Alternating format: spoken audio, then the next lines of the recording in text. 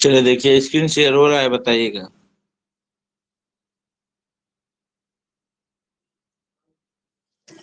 हो रहा है सर, हो स्क्रीन रहा है। शेयर। ठीक। हो रहा है चलिए सर। देखिए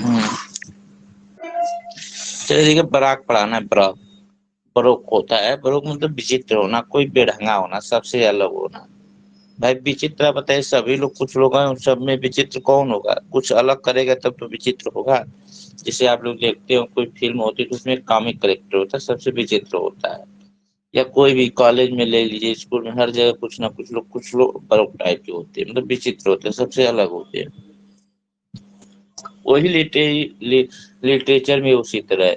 अब लिटरेचर में क्या रहेगा? शब्द रहेंगे, वर्ड रहेंगे।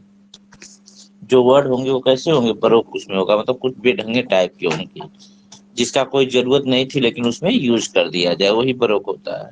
ठीक।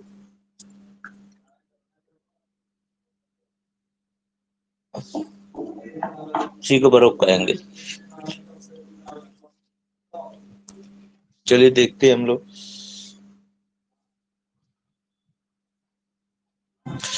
The term applied by an art historian, ये जो टर्म था सबसे पहले आर्ट हिस्टोरियन के द्वारा अप्लाई किया गया। First derogatory but now merely descriptive. पहले यह डेरोगेटरी था, मतलब संक्षिप्त में था। डेरोगेटरी अपमानजनक था, लेकिन बाद में यह क्या हो गया? डिस्क्रिप्टिवली हो गया, मतलब ये ज्यादा विस्तृत हो गया। स्टाइल ऑफ द आर्किटेक्टर, इसमें आर्किटेक्टर की स्टाइल होती है, स्कल्पटर की स्टाइल होती है, और पेंटिंग की स्टाइल होती है। इसमें जो होता है आर्किटेक्टर स्कल्पटर की स्टाइल होती है, आर्किटेक्ट होता है जो, और स्कल्पटर उनकी स्टाइल पेंटिंग की होती है। That emerge in Italy in the beginning of the 17th century, ये 17th सेंचुरी की बिगिनिंग में इटली में इसका इमर्ज किया गया। इसका इमर्ज कहाँ हुआ? 17th सेंचुरी की बिगिनिंग में इटली में किया गया इसका इमर्ज, मतलब सबसे पहले कहाँ से उभरा? इमर्ज में उभरना। सबसे पहले बराक वर्ड कहाँ से आया? तो 17th सेंचुरी में आया। कहाँ से? इटली में इमर्ज हुआ सबसे पहले 17th सेंचुरी में। ठीक है। पूछ सकता है कि baroque word is emerge in which country? Italy में। क्योंकि बात पहले इटली वगैरह रोम में रहते थे, फिर इंग्लैंड में आते थे। जैसे हम लोग कोई चीज पढ़ते हैं तो पहले विदेशों में मिलता है, फिर अपने देश में आता है, वही चीज है। तो सबसे इटली में आया था 17th सेंचुरी में। ठीक है। देन स्पीड, फिर उसके बाद जर्मनी में फैल गया। फिर कहाँ गया? जर्मनी में। ध्यान रखिएगा, बराक जो है अभी जो कि अदर कंट्री में भी आया। फिर the style implies the classical form of the Renaissance, ये रेनेसा के क्लासिकल फॉर्म बोला गया। रेनेसा मतलब क्या था? रीबर्थ, रिवाइवल, पुनर्जन्म, तब नई चीज का उद्गम होना। तो बराक भी आया तो एक प्रकार नई चीज का लगा ना लोगों को, मतलब नए नए वर्ड आए, थोड़ा बदले टाइप के वर्ड को फैलाया, तो लोगों का चला कि ये क्या हो गया? एक रेनेसा आ गया, रेनेसा का फॉर्म माना गया। But break them up to intermingle them to the achieve elaborate grandiose, लेकिन बाद में ये इंटरमिंगल हो गया, मिल गया, achieve elaborate grandiose energetic in highly dramatic में। बाद में यह जो है इलोबरेट हो गया, उसके साथ मिल गया। किसके साथ मिल गया? तो यह इलोबरेट ग्रैंडियोज और एनर्जेटिक हाईली ड्रामेटिक इफेक्ट में मिल गया। मेजर एग्जांपल ऑफ बराक अगर कहा जाए तो major example of baroque art का अगर देखा जाए तो स्कल्पटर ऑफ बर्निनी, बर्निनी का शिल्पकार थे ना, बर्निनी का, बर्मिनी का आप लोग नाम सुने होंगे, बर्निनी। उनकी कला में दिखता है, उनकी स्कल्पटर में दिखता है, sculptor. And the architecture of the Saint Peter cathedral और रोम में सेंट पीटर के कैथेड्रल में दिखता है। और कहाँ दिखता है? सेंट पीटर की कैथेड्रल जो चर्च था उसमें। तो इस तरह से आया। आगे देखिए क्या होता है। The term has been adapted with frequency to literature, जो टर्म जो है भी adapted किया गया लिटरेचर में के साथ with the variety of application की वैरायटी में. It may signify any elaborate form and magnificent style in the words. It it it may signify elaborate form and magniloquent style in the words. Words of prose में magniloquent style होता है इसके अंदर. For example some words passage Milton paradise lost. इसमें जो Milton की paradise last passage है, अगर ये चीज दिखना है कहाँ बैराग तो कहाँ मिलेगा? मिल्टन की पैराडाइज लास्ट में मिलेगा. थॉमस डिक्वेंसी के प्रोज डिस्टिंक्शन ऑफ ड्रीम, उनके ड्रीम के प्रोज डिस्टिंक्शन में मिलेगा. Confession of an English opium eater, देखिए किसका वर्क है confession of English opium eater? बता दीजिए आप लोग. थॉमस डिक्वेंसी क्या है? किस तरह प्रोज वर्क है? ऑटोबायोग्राफिकल वर्क है, ऑटोबायोग्राफी है, 1822 में लिखा गया. इसमें भी बराक दिखता है. बोथ है बिन काल बराक, इन दोनों के अंदर ब्रॉक है. Occasionally though oftener on the continent than in England, England के अंदर कुछ कंटिनेंट ऑफनर है. It serve as a period term for the post Renaissance literature in the 70th century के रेनेसा लिटरेचर के पीरियड टर्म में serve किया. More frequently in the applied frequent specified to the elaborate words and the extravagant conceit of the latest. आगे कह रहा है कि more frequently अगर अप्लाइड किया जाता है specially to the elaborate words and the extravagant conceit of the late 18th century. late 18th century में यह elaborate रूप में है. and early 17th century prose Gambista Marino in Italy. Italy में करा 17th सेंचुरी में एक पोएट था जिसका नाम क्या Giambattista Marino in Italy में, और Luis de Gongora in Spain में. ये लोग क्या पर बराक लाया था. कहने का मतलब ये इसमें बताया गया कि लेट 16th सेंचुरी में ये जो आया और ठीक है इसका एलोबरेट फॉर्म आया, मतलब बड़े 17th सेंचुरी में पोएट्स जो लाया जिसका नाम क्या है गेम बैटिस्टा है. गेम बैटिस्टा मैरिनो इटली में लाया और लुइस डे गेनोरा जो स्पेन में. इन इंग्लिश लिटरेचर में metaphysical poem John Donne sometime describe the बुराक. अगर इंग्लिश लिटरेचर में बात करें हमारे यहाँ, सॉरी हमारे यहाँ नहीं इंग्लैंड में, अब हमारा इंग्लैंड हमारे यहाँ मतलब एक इंग्लैंड में हम लोग ज्यादा पढ़ते हैं, तो इंग्लैंड में जो है सबसे पहले अगर यूज किया बराक तो सबसे पहले किसने यूज किया? जॉन डन ने, John Donne. But the term is more often the more appropriately, लेकिन धीरे धीरे टर्म जो मोर ऑफन हो गया और मोर अप्रोप्रिएटली हो गया. Apply to the elaborate style, या इलोबरेट स्टाइल में किया गया. फैंटास्टिक कंसीड था extreme religious emotion of the poet Richard Crashaw. और इसमें क्या religious emotion of the poet Richard Crashaw, poet जो रिचर्ड क्रासा थे उसके रिलीजियस इमोशन को इसमें दिखाया गया है. रिचर्ड क्रासा जो नाम है ना, या मेटाफिजिकल पोएट.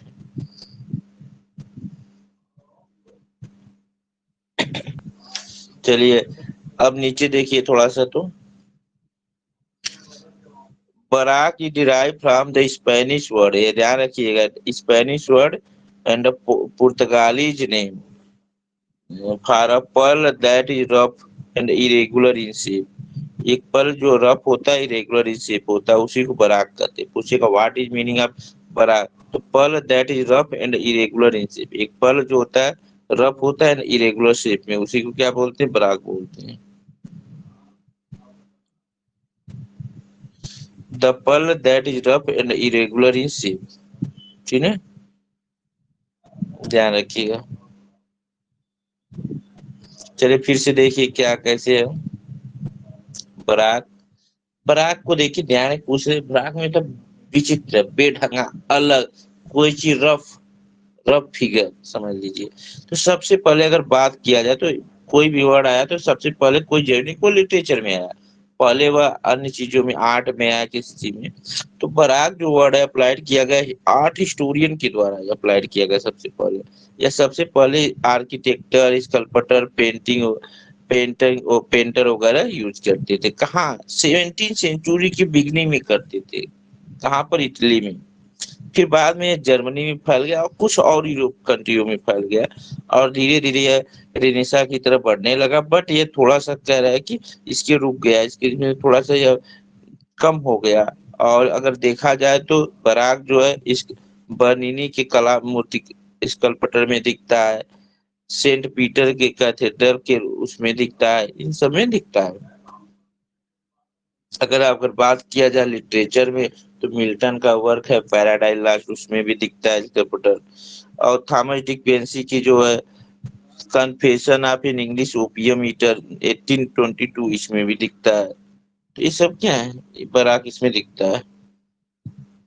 इसके बाद आपका जो है, अगर बात किया जाए तो बराक जो है सबसे पहले अगर बात किया जाए तो लेट 16 सेंचुरी में था। फिर इसके बाद 17 सेंचुरी में गेम बैटिस्टा मैरिनो यूज किए इटली में, लुइस डे गेनोरा स्पेन में यूज किए।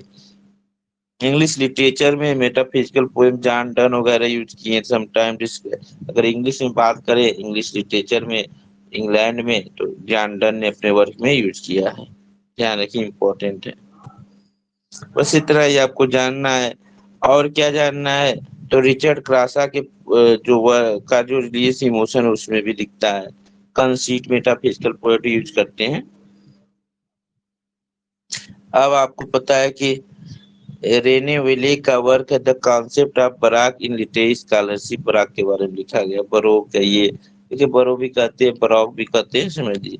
Baroque is derive from Spanish word, पुर्तगाली वर्ड से लिया गया है। इसका मतलब क्या होगा? For a pearl that is rough and irregular in shape, यही इसकी मीनिंग है।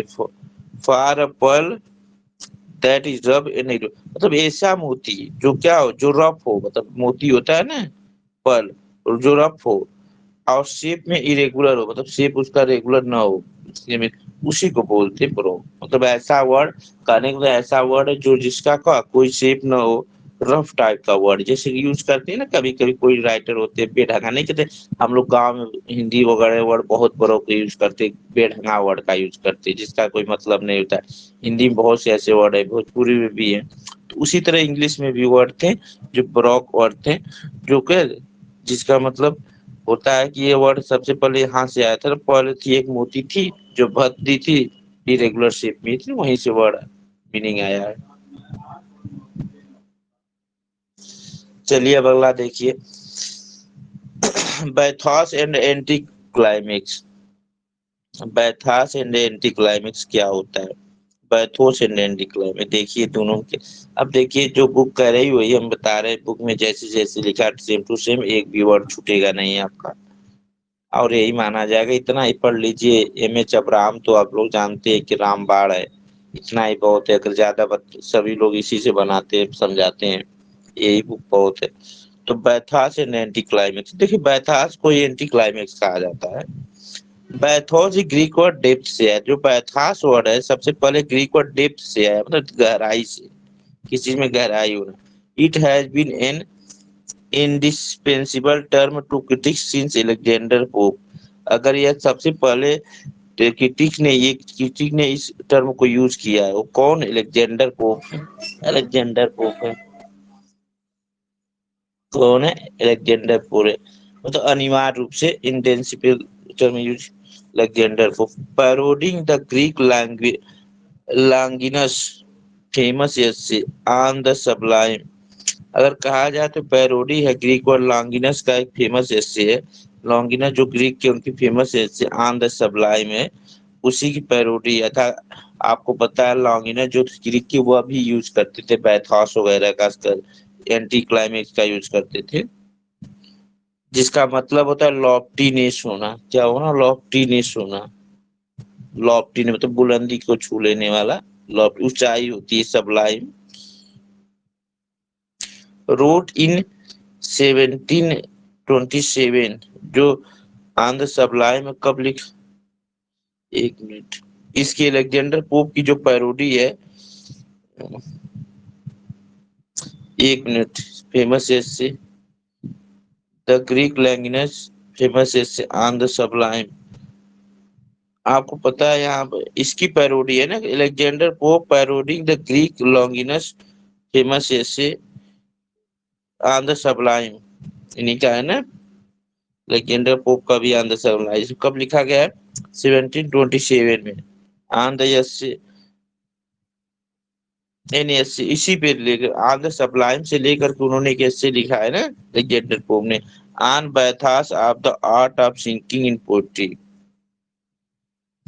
with with mock solemnity Pope assure his readers that he undertakes Pope with mock solemnity अगर बात किया जाए तो पोप एश्योर थे कि रीडर जो है ही अंडरटेक जो अंडरलेक लगता है to lead them as it were by the hand, to lead them as it were by the hand, to lead करना किसी को, them as it were by the अपने हाथ से, मतलब किसी को अपने हाथ के द्वारा लीड करना, मतलब खुद से किसी को लीड करना। The gentle downhill way ways to bathos, जिसमें क्या होता है, जिसमें the gentle downhill ways to bathos, जिसमें बैथास को डाउनहिल किया जाता है। The bottom the end the central point, जिसे क्या बोला जाता है, bottom the end the central point. Non plus non plus ultra of the true modern poetry, the word ever since has been used for the unintentional dissented in literature when straining to be pathetic and passionate or elevated। देखिए बैथोस क्या होता है, सुन लीजिए, बैथोस है मतलब अचानक किसी चीज का पतन हो जाता है उसी को बैथोस कहा जाता है, मतलब किसी चीज में कमी होना, ठीक। और वही लगभग एंटी क्लाइमेक्स भी होता है। तो यह ग्रीक वर्ड जो बैथास था, ग्रीक वर्ड डेप्थ से है, पूछ सकता है what is bathos word comes from Greek word depth, it is dispensable term it's, इसका सबसे पहले जेंडर पोप ने यूज किया था पैरोडी जो थे ग्रीक लॉन्गिनस की ऑन द सबलाइम, जिसका बाद में इसको 1727 में एक एस्से था, essay on the bathos of the art of sinking sinking in poetry में लिखा गया ये work.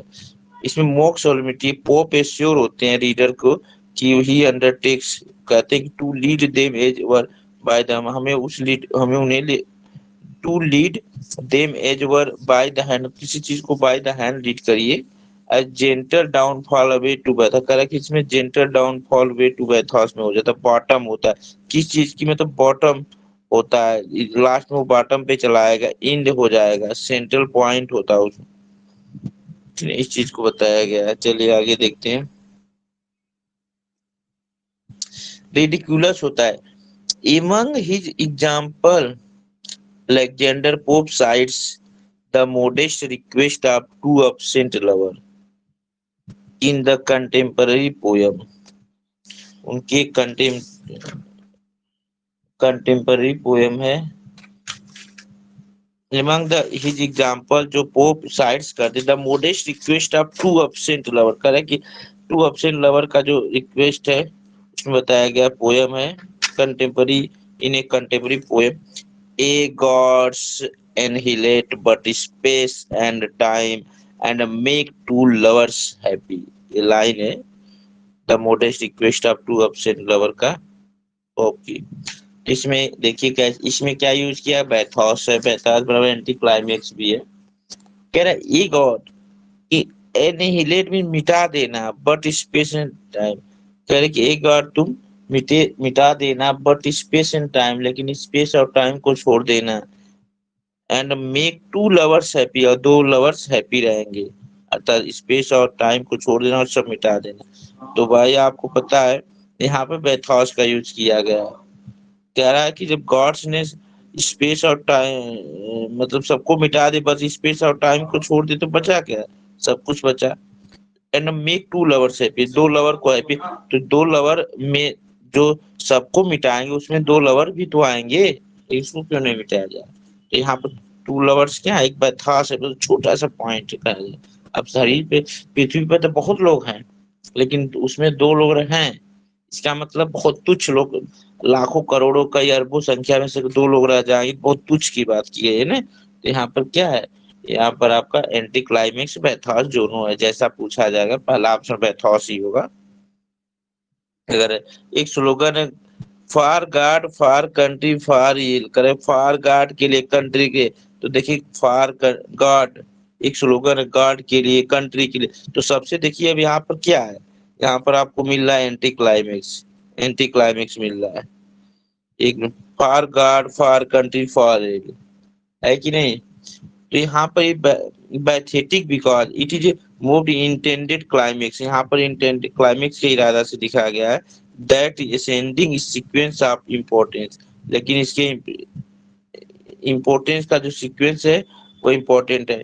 In the rhetorical order but we intended descended its refresh, अगर देखा जाए तो रिटोरिकल ऑर्डर से intend unintended descent in the rep, इस रेफरेंस में जो अनइंटेंडेड डिसेंट अगर रिटोरिकल ऑर्डर देखा जाए तो इसका सही नहीं बन रहा है, मतलब एक एंटी क्लाइमेक्स को फॉलो कर रहा है।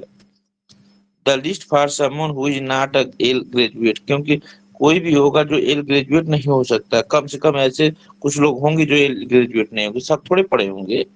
एक एग्जाम्पल बता रहा है, even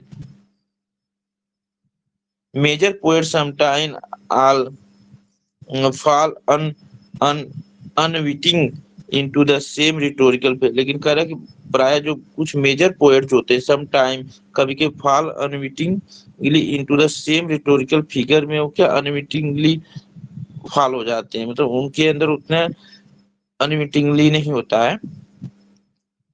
in the early version of the prelude, आप अगर बात किया जो द प्लूड जो है इनका अर्ली वर्जन है, अभी हाल ही का 1805 में लिखा गया है वर्ड्सवर्थ का। After recounting the length the tale of the star cross lover, और या अगर रिकाउंटिंग किया जाए length the tale star cross lover की, जिसका नाम का वाड्राकोर और जूलिया है, और ड्राकोर और जूलिया का नाम सुने। टेल्स हाउ जूलिया डाइड, तो बताया जाता है कैसे जूलिया मर गई। लिविंग वाड्रा वाड्राकोर द रेज दियर इन्फेनो, मतलब वाड्राकोर को छोड़ करके, उनके पुत्र को छोड़ करके कैसे मर जाती है, इसी की कहानी है। कि यहाँ पर भी आपका जो है क्लाइमेक्स है, देखिए कौन सा है। It consoled him here to attend upon the orphan and perform the office of the nurse to his young child, which after the short time by some mistake or indiscretion of the father dead, तो इसमें देखिए figure of speech है, यहाँ पर जो है living जब Vadra code और जो जूलिया जो लवर स्टार क्लास लवर बोले जाते हैं, उसमें से जो है जूलिया जब टेल्स हाउ जूलिया कैसे मर जाती लिविंग वाड्रा कोड को छोड़ करके उस इन्फेंट सन, तो वहां पर एक लाइन बोली जाती है इट्स कंसोल्ड हिम हेयर, मतलब ये जो कंसोल है उसके लिए है, सांत्वना जो है उसके लिए है, हिम के लिए। To attend upon the orphan perform, और मैं वो अटेंड करेगा ऑर्फन और परफॉर्म को। Office of the nurse his young child, उसके जो यंग चाइल्ड उसका सेवा कौन करेगा, नर्स करेगी। Which which after the short time by some mistake, लेकिन कह रहा है कि जो क्या मैंने छोटी सी समय में मतलब थोड़ी सी मैंने कोई गलती कर दी, art in this creation of the father, जिसमें फादर डाय, जिसके कारण फादर इन डाइड हो गए। ये जो लाइन है इसमें भी आपका फिगर ऑफ स्पीच है, थोड़ा सा टफ लग रहा है लेकिन आपको वैसे समझने में तो बहुत आसान है। एंटी क्लाइमेक्स क्लाइमेक्स, जैसे कोई चीज होता है तो क्लाइमेक्स क्या होता है, कोई चीज लिखा जाता है तो एक आर्डर होता है उसका, तो सबसे छोटा दिखा है फिर उससे बड़ा फिर उससे बड़ा, फिर ये असेंडिंग ऑर्डर में जब होता है तो आपका क्लाइमेक्स होता है। और उसी का अपोजिट एंटी क्लाइमेक्स होता है, मतलब कोई बड़े चीज को पहले दिखा दिया है फिर उससे छोटा दिखाया जाए किसी को, तो वही आपका एंटी क्लाइमेक्स होता है। कभी कभी क्या है कि आपको लगता नहीं कि एंटी क्लाइमेक्स क्लाइमेक्स, क्योंकि कभी कभी ऐसे ऑप्शन हो जाते हैं जो आपको लगेगा कि उसमें छोटा है कि आ गया है कि बड़ा है, उसमें थोड़ा कंफ्यूजन होता है। तो बहुत ज्यादा नहीं, दोनों ऑप्शन लगभग नहीं देते, ऐसे कुछ आते हैं ऑप्शन। अब बैथास को ही एंटी क्लाइमेक्स बोला जाता है, क्योंकि बैथास में बड़े चीज को बाद में किस बहुत तुच्छ किया जाता है, छोटा किया जाता है, माइन्यूट, और उसी उसी को बैथास को एंटी क्लाइमेक्स कहते हैं। चलिए देखते हैं। Anti climax sometime implied is the equivalent of bathos. ये देखिए, एंटी क्लाइमेक्स समटाइम, कभी कभी, implied in equivalent of bathos का इक्विवेलेंट होता है, के रूप में रखा जाता है, ये मतलब बैथास के ही बराबर होता है। But in the more useful application, लेकिन ये ज्यादा यूजफुल एप्लीकेशन है। Anti climax is non derogatory, anti climax non derogatory है, denote the writer deliberate drop from the series. और जो यह जो एंटी क्लाइमेक्स है, नॉन, बिना अपमान का है, denotes the writer writer deliberate drop from the serious and elevate. इसमें जो होता है सीरियस चीजों को जो राइटर क्या होता है ड्रॉप कर देता है, and elevate the trivial and lovely in order to achieve the comic and satiric effect.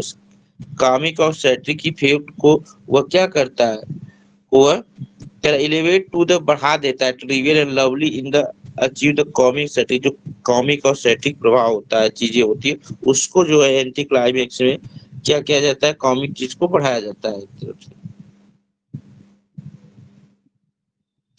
दस Thomas Gray in his mock heroic work है ode on the death of favourite cat, सुने होंगे, यह मॉक इपिक माना जाता है, mock EPIC बोला जाता है इसे। यह थॉमस ग्रे का वर्क है, ode on the death of favourite cat, कब लिखा गया, 1748 का वर्क है। The cat had drowned when she tried to catch the gold fish, क्योंकि कैट जो होती है उसमें डूब जाती है जब वो गोल्ड फिश को पकड़ने का प्रयत्न करती है। Gravely insect this moral observation, इसमें देखा जाता है कि मोरल ऑब्जर्वेशन उसका कैसे इंसर्ट किया जाता है इस पर। तब इस लाइन में आप, लाइन है इसमें जो है वर्क जो है, ode on the death of favourite cat, किसका वर्क है, तो थॉमस ग्रे का वर्क है, 1744 का, 48 का, जिसमें एक कैट होती है, वो सॉरी, वह डूब जाती है जब वो प्रयत्न कैच गोल्ड फिश को पकड़ने का प्रयत्न करती है। तो एक लाइन है इसमें, what female heart can gold despise, what cats averse the to fish. तो देखिए इसमें कह रहा है what female heart can gold despise, कह रहे क्या कोई ऐसी फीमेल हर्ट कैन गोल्ड को डिस्पाइज कर कोई ऐसी औरत हो जो, क्या यहाँ सटायर किया गया है, वह कभी भी वो गोल्ड से घिरा करे, क्या कोई ऐसी औरत हो, फीमेल हो, जो गोल्ड से घिरा करे। अर्थात कहने का मतलब है कि औरतें या कोई भी हो वुमेन, तो गोल्ड को सभी लोग चाहता है, और उसमें वुमेन ज्यादा चाहती है, मतलब उससे कोई घिरा नहीं, जितना देंगे उतना ले लेंगी। What cat averse a fish, क्या कोई बिल्ली कभी विरोध करेगी मछली को, मछली को नहीं खाएगी। यहाँ पर क्या है, यहाँ पर एंटी क्लाइमेक्स और आपका जो है बैथास का बहुत अच्छा यूज किया गया है। अब देखिए, सबसे पहले बड़ी चीज है, क्योंकि फीमेल की बात की गई है, फिर यहाँ पर कैट की बात की गई है, तो फीमेल बड़ा है भाई, मैन की, जहाँ आदमी की बात हो रही, फिर बिल्ली उसके प्रति तुच्छ है। तो यहाँ पर सबसे अच्छा एग्जाम्पल ये किसका है, एंटी क्लाइमेक्स बैथॉस का। ठीक, तो यहाँ पर कहने का मतलब ये लाइन वही की है, ध्यान रखिएगा, ode on the dead death of the favourite cat, कह रहे क्या कोई औरत होगी जो कभी भी सोने से घिरा करेगी, सोना मतलब जो गोल्ड होता है, धन दौलत, भाई धन दौलत तो सभी लोग चाहते हैं, मैन भी चाहते हैं, मैन, लेकिन जो वही धन में जो गोल्ड सोना होता है उसको और ज्यादा, मतलब अभी कहिए कल चलिए हम आपको एक गोल्ड चैन बनवा देते हैं या कुछ, चलिए चलिए रात को ही कहेंगे चलिए तुरंत चले लालच। तो what female hurt and can good, क्या कोई खिला करेगा, व्हाट कैट्स अवर जो फिश, क्या अब बिल्ली की बात है, बिल्ली मछली पा जाए, चूहा पा जाए तो उसको छोड़ने वाली है, नहीं छोड़ेगी। यहाँ पर डॉन जुआन एक वर्क है, जॉन बायरन का, लॉर्ड बायरन का, 1819 बहुत ही से 1824 के बीच में। Byron use anti climax deflect would the guarantee of the John father, यहाँ पर भी आपका बहुत अच्छा एग्जांपल है किसका, एंटी क्लाइमेक्स का, जॉन डुआन के, जॉन जॉन जॉन जो है, जॉन के फादर ने गलती करते हैं। I better cavalier never mounted horse, O being mounted ever guard down again. चलिए देखिए लाइन, इसमें बताया गया है आपका बेटर है ना, कर अब बेटर कैवेलियर, जो एक अच्छा कैवेलियर होगा, घुड़सवार होगा, कभी नहीं घोड़े घोड़े को माउंटेड करे अब बेटर कैवेलियर नेवर माउंटेड हर, एक अच्छा घुड़सवार कभी नहीं घोड़े पर माउंटेड करेगा। माउंटेड मतलब जैसे बोलते हैं हम, क्या नाम है, सवार हो ना, घोड़े पर जोड़ा। पर एक बेटर कैवेलियर जो होता है कभी नहीं माउंटेड हार्स को माउंटेड नहीं करे, घुड़सवार नहीं होगा। एक मिनट। और कह रहा है कि ए बीइंग माउंटेड, एक माउंटेड जो होता है, ईवर गार्ड डाउन अगेन, हमेशा गार्ड डाउन अगेन, और जो माउंटेन होगा वह भी हमेशा गार्ड डाउन होगा, हमेशा गार्ड डाउन, बार बार गार्ड डाउन करेगा। तो ये लाइन जो है डॉन जॉन की है, ध्यान रखिएगा। किसका होगा? लॉर्ड बायरन का है। वो बहुत लंबी पोयम है, उसी की लाइन है। तो यहाँ पर भी आपको देखिए कावेलियर की बात किया गया है, माउंटेड हॉर्स की, फिर छोटी सी बात माउंटेड की कर दिया गया, पहाड़ का। पहाड़ तो लगभग उसके उसकी अपेक्षा छोटे ही तो है, अन्य की अपेक्षा। ठीक है, ध्यान रखिएगा। तो यहाँ पर अच्छा एग्जाम्पल है किसका? एंटी क्लाइमेक्स का। तो आप कोई दिक्कत तो नहीं होनी चाहिए आपको। क्या होता है सुन लीजिए फिर से। एक होता है क्लाइमेक्स। तो क्लाइमेक्स जो होता है, क्लाइमेक्स मतलब होता है लैडर, सीढ़ी होती है।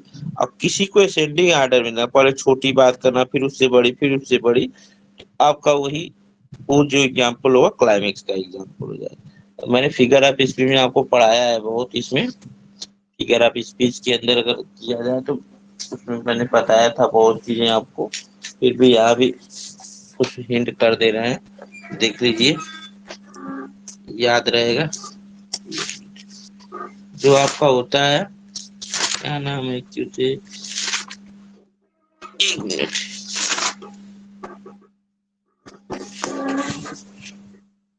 एक मिनट, चलिए देखिए।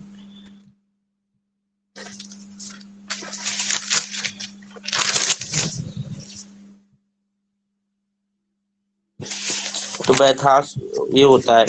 फिर अगर आपकी बात करें एंटी क्लाइमेक्स, सॉरी, क्लाइमेक्स ये होता है। एंटी क्लाइमेक्स को होता है इसी का अपोजिट, कोई बड़ी चीज को पहले कह देना, फिर उससे छोटी, उससे लास्ट में एकदम सबसे। अब एंटी क्लाइमेक्स को ही बैथास भी कहा जाता है, ध्यान रखिएगा, इतनी चीज ध्यान रखिएगा। एंटी क्लाइमेक्स अगर ऑप्शन में दोनों एक साथ नहीं देगा, दोनों में से, क्योंकि इसमें बैथास में भी जो बड़ी चीज को दिखा करके उसको लास्ट में तुच्छ माइनर चीज को दिखाएगा, मतलब करेगा। और आपको पता है कि जो बैथास जो टर्म है, किसके द्वारा क्वाइन किया गया, पूछेगा who is the who is the coin the term bathos. तो ध्यान रखिएगा, यह बैथास जो टर्म अलेक्जेंडर पोप के द्वारा 1727 में क्वाइन किया गया बैथास को, ध्यान रखिएगा। यह बैथास वगैरह वर्ड पहले यूज हुआ करता था, फिर वही बाद में एंटी क्लाइमेक्स बन गया। नाम होता है ना, पहले कोई और नाम, फिर बाद में उसी में तो उसी का फिर उसको बैतास वर्ड पुराने हट करके उसी की जगह एंटी क्लाइमेक्स आ गया, जब क्लाइमेक्स एंटी क्लाइमेक्स आया तो। ठीक है, ध्यान रखिए। ऑन द सबलाइम जो है ग्रीक वर्ड है, ग्रीक वर्क है किसका? लैंगिनस का, ध्यान रखिएगा। ये सबसे बड़ा वर्क है लैंगिनस का, एक लैंगिनस की टिक थिंग, ध्यान रखिएगा। तब इन्होंने बताया था किसका वर्क अच्छा है, किसका बुरा, इन सब के बारे में उन्होंने बताया है। इसके बाद आपका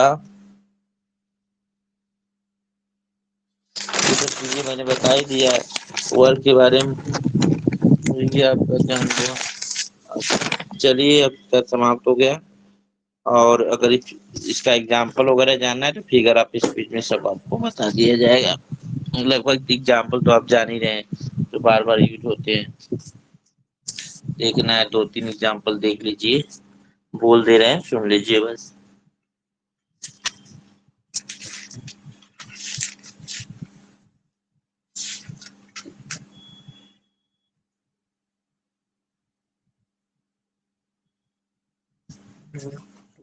आवाज जा रही है? हेलो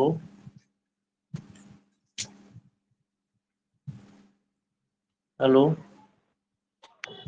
आ हेलो, रही सर, आ रही है। एक मिनट, चलिए आवाज जा रही है, सुन लीजिए। तो आपका जैसे कभी कोई पूछ देता है तो देखिए, सम कई वर्ड आपने पढ़ा होगा उसके बारे में, जैसे simple, erect, severe, austere, sublime, ऐसे करके एग्जांपल आता है। What a piece of work man, what a noble reason, ध्यान रखिए ऐसे यूज होते हैं। एंटी क्लाइमेक्स का भी कई आपने एग्जाम्पल पढ़ा होगा। तो इसको है, ठीक है, अब इसको रहने दीजिए, कल हम लोग पढ़ेंगे आपका बीट राइटर क्या है, बहुत इंपॉर्टेंट है। बीट राइटर क्या होते हैं, बीट्स राइटर, फिर इसके बाद आपका, ठीक है 5 मिनट रुक के आइए, फिर हम ज्वाइन कर रहे हैं, एक तरफ से आपका पढ़ाएंगे, क्या नाम है, एक तरफ से आपका हम पढ़ाएंगे आपका जो है डेन मार्टिन। शुरू कर रहे हैं, 5 मिनट में आइए।